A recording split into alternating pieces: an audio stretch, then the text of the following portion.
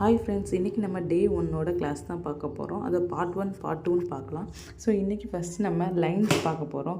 So lines எப்படி போடணும், first மெஹந்தியில் பேசிக்கே lines தான், நம்ம அதை போட்டு படித்தா தான் நம்மளுக்கு தெரியும். ஸோ லைன்ஸை நம்ம கோனை எப்போவுமே பேப்பரில் டச் பண்ணுற மாதிரி போடக்கூடாது. நம்ம கையில் போடும்போதும் கையில் டச் ஆகாமல் போடணும், கொஞ்சம் தூக்கி வச்சு போடுற மாதிரி போடணும். ஸோ உங்களுக்கு இப்போ நீங்கள் பார்த்தீங்கன்னா தெரியும், நம்ம டச் பண்ணி போடும்போது லைன் கொஞ்சம் தள்ளி தள்ளி வரும். நம்ம கொஞ்சம் தூக்கி போடும்போது லைன் நேராக நீட்டாக இருக்கும். ஸோ இதுதாங்க டிஃப்ரென்ஸு. உங்களுக்கு இப்போ காட்டுறதுல உங்களுக்கு டிஃப்ரென்ஸ் உங்களுக்கு தெரியுதான்னு எனக்கு தெரியல.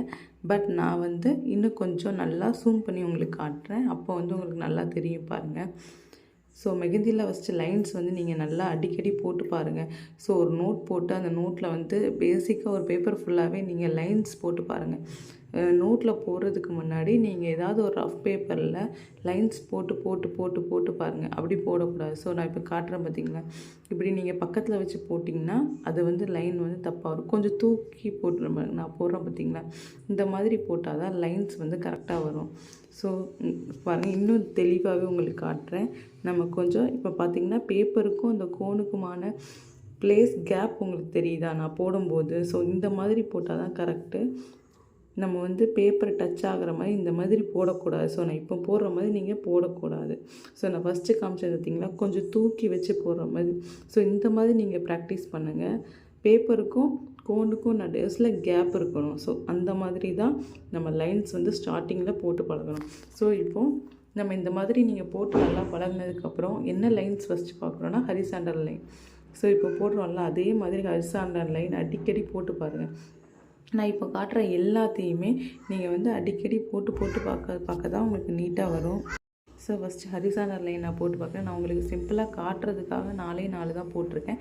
பட் நீங்கள் அப்படி இல்லாமல் ஒரு 10-15 திருப்பி நீங்கள் ஒரு பேப்பர் எடுத்து, நீங்கள் வேஸ்ட் பேப்பர் எடுத்து நீங்கள் போட்டு பார்த்துட்டு அதுக்கப்புறம் நோட்டில் போட்டு எனக்கு நீங்கள் சென்ட் பண்ணுங்கள். ஸோ கொஞ்சம் தூக்கி வச்ச மாதிரி போடுங்க. லைன்ஸ் நேராக வரும். ஸோ கொஞ்சம் பொறுமையாக போடுங்க. நானும் ஃபஸ்ட் டைம் வீடியோ எடுக்கிறனால எனக்கு வீடியோ பார்த்துட்டே வீடியோ ஒழுங்காக வருதா அப்படின்னு பார்த்துட்டே போகிறனால எனக்குமே கொஞ்சம் இதாக தான் வந்துச்சு. பட் நம்ம போட போட நம்மளுக்கு நார்மலாகவே வந்துடும். ஸோ நீங்கள் அதை பற்றிலாம் பயப்பட வேணாம். ஹரிசாண்டல் லைன் நீங்கள் எவ்வளோக்குள்ள போட்டு படிச்சிட்டிங்களோ அதுக்கப்புறம் வெர்டிக்கல் லைன் போட்டு பாருங்கள், ஸ்ட்ரெயிட் லைன். ஏன்னா நம்ம மெஹந்தியில் பேசிக் லைன்ஸ் வரனால நம்ம பேசிக்காக லைன்ஸ் கொஞ்சம் நீட்டாக போடுற மாதிரி நீங்கள் இப்போவே தெரிஞ்சுக்கிட்டீங்க. ஸ்டார்டிங்லேயே நல்லா போட்டு பழகிட்டிங்கன்னா பின்னாடி உங்களுக்கு மெஹந்தி போடும்போது ரொம்ப ஈஸியாக இருக்கும். ஸோ வெர்டிக்கல் லைன் 1 மாதிரி போடணும். ஸோ அதுவும் நீங்கள் நேராக போடுறதுக்கு ப்ராக்டிஸ் பண்ணுங்கள். அதுக்கப்புறம் பார்த்திங்கன்னா நம்ம ஸ்டாண்டிங் லைன், ரைட் சைடும் சரி லெஃப்ட் சைடும் ஸ்டாண்டிங் லைன் போட்டு பார்க்கணும். ஸோ இந்த வீடியோ நீங்கள் பொறுமையாக பார்த்திங்கனாலே தெரியும். ஒவ்வொன்றும் டீட்டெயிலாக மெதுவாக போட்டு பாருங்கள். ஸோ உங்களுக்கு ரொம்ப ஸ்ட்ரெஸ் எடுத்து போடாதீங்க, ஒன்று ஒன்றா போடுங்க. ஃபஸ்ட்டு போடும்போது எதுனாலுமே கொஞ்சம் கஷ்டமாக தான் இருக்கும். நீங்கள் அடிக்கடி போட்டு போட்டு பார்த்திங்கன்னா ரொம்ப ஈஸியாகிடும். ஸோ இப்போ பார்த்திங்கன்னா நம்ம ஸ்டாண்டிங் லைன் போடுறோம். எதுக்குன்னா நம்ம ஸ்டாண்டிங் லைன் எதுக்கு யூஸ் பண்ணுவோன்னா, நம்ம கையில் பார்டர் போடும்போது இல்லை உள்ளே கிரிட்ஸ் யூஸ் பண்ணுறதுக்கு டிஃப்ரெண்ட்ஸான ஸ்டைல்ஸ் நம்ம யூஸ் பண்ணுவோம். ஸோ இப்போ உங்களுக்கு இப்படி ஸ்டாண்டிங் லைன் போட கஷ்டமாக இருந்தால் இந்த மாதிரி பாக்ஸ் போட்டு அதில் நீங்கள் ஸ்டாண்டிங் லைன் போடுங்க. அதே மாதிரி தான் ஹரிசாண்டல் லைனுக்கும் இதேமாதிரி பாக்ஸ் போட்டு கூட நீங்கள் போடலாம். ஒரு பேப்பரில் ஒரு ஸ்கேல் எடுத்து ஒரு நோட்டில் ஒரு பாக்ஸ் மாதிரி போட்டுட்டு அதில் நீங்கள் ஸ்டாண்டிங் லைன் போட்டு எடுங்க. அப்புறம் வெர்டிக்கல் லைன் போடுங்க. அதேமாதிரி பாக்ஸில் கொஞ்சம் பெரிய பாக்ஸாக எடுத்துட்டிங்கன்னா உங்களுக்கும் போட்டு பார்க்குறதுக்கு ஈஸியாக இருக்கும். நீங்கள் ஃபஸ்ட்டு நோட்டில் போடுறதுக்கு முன்னாடி ஒரு ரஃப் பேப்பர் எடுத்து நல்லா போட்டு பார்த்துட்டு உங்களுக்கு பெர்ஃபெக்டாக நம்மளால் போட முடியும் அப்படின்னதுக்கப்புறம் நீங்கள் நோட்டில் போடுங்க. நிறைய திருப்பி ட்ரை பண்ணி பார்த்துட்டு நோட்டில் போடுங்க. ஃபஸ்ட்டே ஓகே அவங்க சொல்லிட்டாங்க அப்படிங்கிறதுக்காண்டி நோட்டில் போடாதீங்க. ஃப்ரீ கிளாஸ்ன்னு நீங்கள் அப்படி ஈஸியாக எடுத்துக்காதீங்க. ஃபஸ்ட்டே ஒரு பேப்பர் எடுத்து நல்லா ப்ராக்டிஸ் பண்ணிட்டு அதுக்கப்புறம் நீங்கள் நோட்டில் போட்டிங்கன்னா பார்க்கவும் உங்களுக்கும் அழகாக இருக்கும். நம்மளாக போட்டோங்கிறது உங்களுக்கே தோணும். ஸோ ஸ்டாண்டிங் லைன் இப்போ 2 சைடும் போட்டதுக்கப்புறம் இதேமாரி பாக்ஸ் போட்டு நீங்கள் போட்டுக்கோங்க. அதுக்கப்புறம் சிக்ஸாக் லைன்ஸ், நம்ம சிக்ஸாக் லைன்ஸும் அதே மாதிரி தான். எல்லாமே நம்ம பார்டர்ஸ்க்கு கிரிட்ஸுக்குன்னு யூஸ் பண்ணுவோம். பேசிக்காக உங்களுக்கு புரியணுங்கிறதுக்காண்டி தான் நான் பாக்ஸ் போட்டு கூட நான் சொன்னேன். ஏன்னா ஸ்டாண்டிங் லைனை பொறுத்த வரைக்கும் நம்ம கொஞ்சம் பாக்ஸ் போட்டால் உங்களுக்கு கொஞ்சம் ஈஸியாக இருக்கிற மாதிரி இருக்கும். அதனால தான் கொஞ்சம் போடும்போது கொஞ்சம் கோனை கொஞ்சம் தூக்கி வச்சு போடுங்க. பார்டர் டச் ஆகிற மாதிரி போடாதீங்க. அப்படின்னா உங்களுக்கு திட்டாக இருக்கிற மாதிரி இருக்கும். லைன் நீட்டாக இருக்காது. ஸோ இப்போ சிக்ஸாக் லைன்ஸ் பொறுத்த வரைக்கும் நம்ம வி வி போடுறதா ஞாபகம் வச்சுக்கோங்க. வின்னு போட்டுகிட்டே வரலாம். ஸோ ஃபஸ்ட்டு ஒரு லைன் போட்டு அப்புறம் நீங்கள் வி போடுங்க. அந்த மாதிரி நீங்கள் தெரிஞ்சிட்டிங்கன்னா ஈஸியாக இருக்கும், பார்க்கவும் க்யூட்டாக இருக்கும். ஸோ எல்லாமே ஒரே ஷேப்பில் இருக்கிற மாதிரி பார்த்துக்கோங்க. இதையும் நல்லா அடிக்கடி நீங்கள் போட்டு பாருங்கள். ஏன்னா இதுக்கப்புறம் இதை பேசிக்காக வச்சு தான் நம்ம நிறைய டிசைன்ஸ் வந்து நம்ம க்ரியேட் பண்ண போகிறோம். ஸோ அதனால் சிக்ஸாக் லைன்ஸும் நிறைய போட்டு பாருங்கள். நான் உங்களுக்கு காட்டணுங்கிறதுக்காண்டி ஒன்று போட்டிருக்கேன். இப்போ வந்து நம்ம சிக்ஸாக் லைன்ஸ் வந்து ஆப்போசிட் லைன்லேயும் போடுறோம். இப்போ பார்த்திங்கன்னா உங்களுக்கு தெரியும், இதுவும் வி தான். பட் அந்த வீக்கும் இந்த வீக்கும் கொஞ்சம் தான் டிஃப்ரென்ஸ். வந்து அதில் ஒரு கோடு போட்டுட்டு நீங்கள் வி போடணும். இது வந்து நம்ம நார்மலாக வி போடுற மாதிரி வி போடணும். ஸோ அவ்வளோதாங்க. ரொம்ப சிம்பிள் தான். நீங்கள் போட்டு பார்க்க உங்களுக்கும் ஈஸியாக வரும். ஆனால் உடனே ஃபஸ்ட்டே நோட்டில் மட்டும் போட்டுறாதீங்க ப்ளீஸ். அடிக்கடி நோட்டில் நீங்கள் பேப்பரில் போட்டு பார்த்துட்டு அதுக்கப்புறம் நீங்கள் நோட்டில் போடுங்க.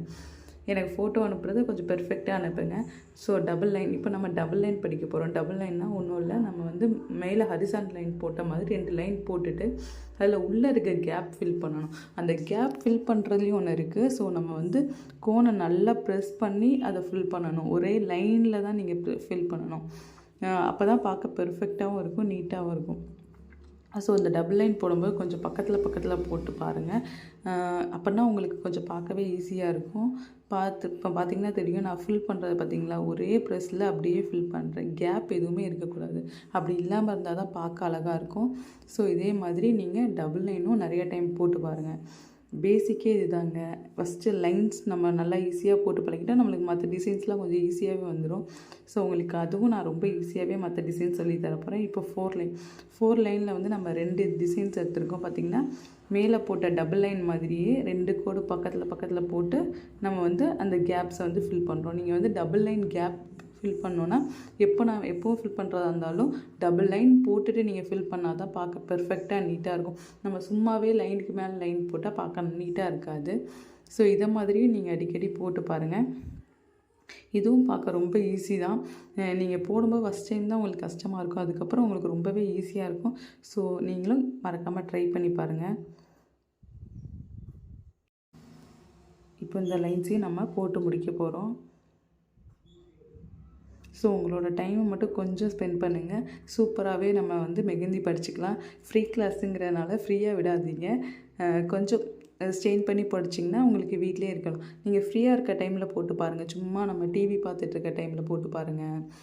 வீடியோ ஃபுல்லாக பார்த்துட்டு நீங்கள் ஃப்ரீயாக இருக்க டைமில் அடிக்கடி போட்டு பார்த்துட்டே இருந்தீங்கன்னா தெரியும். ஸோ இப்போவும் பாருங்கள், நம்ம 4 லைன்ஸ் போட்டுட்டு அந்த சென்டரில் இருக்க டபுள் லைனை மட்டும் ஃபில் பண்ணுறோம். ஏன்னா உங்களுக்கு டிஃப்ரென்ஸ் தெரியணுங்கிறதுக்காக. நம்ம பார்டர் போடும்போதெல்லாம் இந்த மாதிரி 4 லைன்ஸ் தான் நம்ம அடிக்கடி யூஸ் பண்ணுவோம். ஸோ அது உங்களுக்கு தெரியணுங்கிறதுக்காண்டி தான் நான் 2 4 லைன்ஸ் வந்து கொடுத்துருக்கேன். ஸோ பார்த்திங்கன்னா ஒரு லைன் போட்டோம், திருப்பி 2 லைன், அப்புறம் ஒரு லைன் போட்டு சென்டரில் இருக்க 2 லைனை மட்டும் நம்ம வந்து ஃபில் பண்ணுறோம். ஸோ இதை வந்து நீங்கள் அடிக்கடி போட்டு பார்த்துட்டு எனக்கு ஃபோட்டோ அனுப்புங்க. நான் உங்களுக்கு ஏதாவது கரெக்ஷன் இருந்துச்சுன்னா உங்ககிட்ட நான் சொல்கிறேன். இந்த வீடியோவை மறக்காமல் லைக் பண்ணி சப்ஸ்கிரைப் பண்ணி சப்போர்ட் பண்ணுங்கள். தேங்க்யூ. இன்றைக்கி Day 2 வீடியோ, செகண்ட் வீடியோ நான் வந்து நாளைக்கு இல்லை நாளாகழிச்சு வந்து உங்களுக்கு போஸ்ட் பண்ணுறேன். Thank you friends. பாய்.